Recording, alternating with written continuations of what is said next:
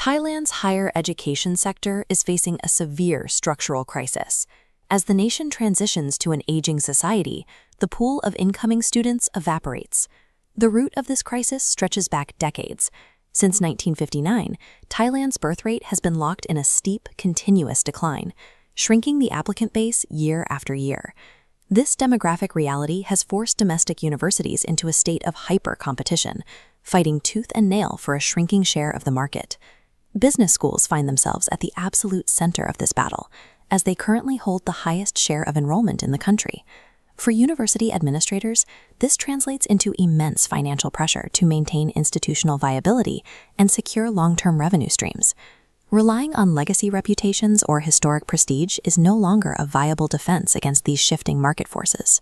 Facing this demographic cliff, the challenge for business schools is to identify which specific value propositions can actually sustain them financially. Within the industry, administrators operate on a prevailing assumption. Producing local, work-ready, or socially responsible graduates is the ultimate magnet for new students. Read the strategic plans and mission statements of institutions across the region, and you will see these exact goals completely dominating the text. But an empirical study of undergraduate business students reveals a severe disconnect in this logic.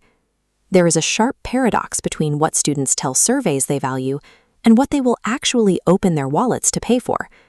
This brings us to the concept of willingness to pay, the ultimate litmus test for whether an educational offering holds real market value.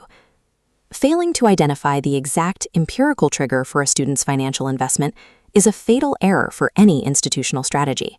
To find out what actually drives revenue, researchers started by analyzing the mission statements of 60 Thai business schools to establish a baseline of what these institutions claim to offer.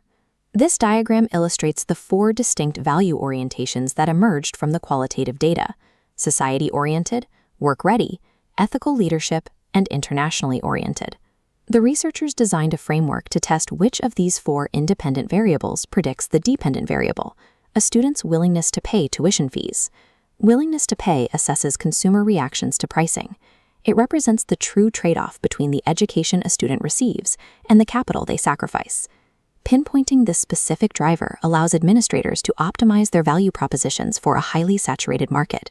Separating perceived academic value from actual financial commitment is the only way to effectively stress test modern higher education strategies. Looking at this chart of surface-level survey results, we see how students rated these four orientations before financial costs were factored in. Students overwhelmingly claim to value ethical leadership above all else. Right behind it, producing work-ready graduates is stated as a massive priority. On paper, these results perfectly validate the standard assumptions of university administrators. Relying solely on this mean data, an administration would likely double down their marketing and curriculum on local, practitioner-focused training. But this ignores the reality of social desirability bias. Students highly rate attributes that sound inherently good or responsible on a questionnaire. There is a vast difference between an attribute being perceived as good and an attribute being rare enough to command a premium price tag. High survey scores for work readiness and ethics create a dangerous strategic illusion that completely masks the true driver of revenue. This table shows the multiple regression analysis, which determines which factors actually force a financial investment.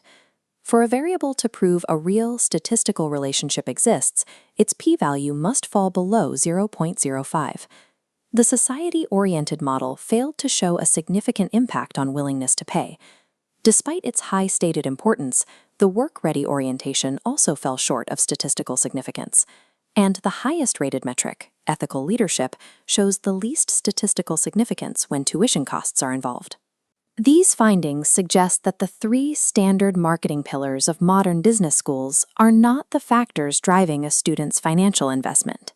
That leaves exactly one surviving variable in the entire model.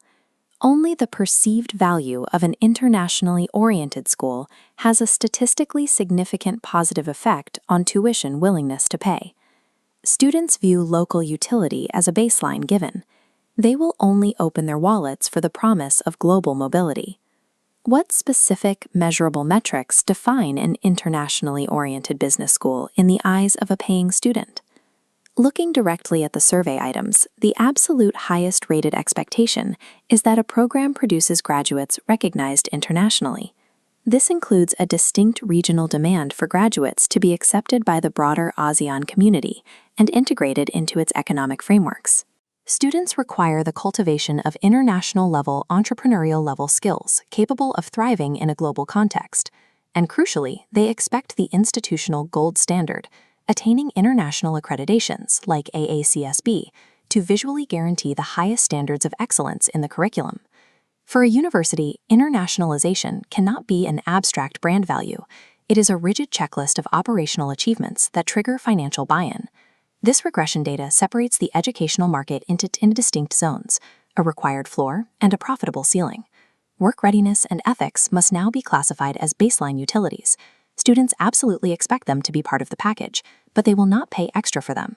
The top of the market map is the only area where pricing power exists in a saturated environment, the international premium.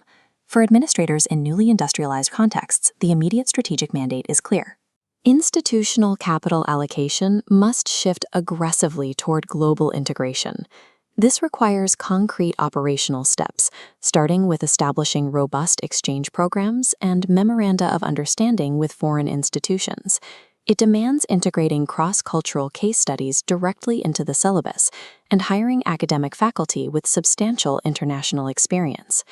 This strategic shift secures institutional finances while simultaneously advancing global progress toward quality education. Leaning fully into this international premium is the only empirically proven way for business schools to justify tuition costs, survive the demographic winter, and cultivate true global leaders.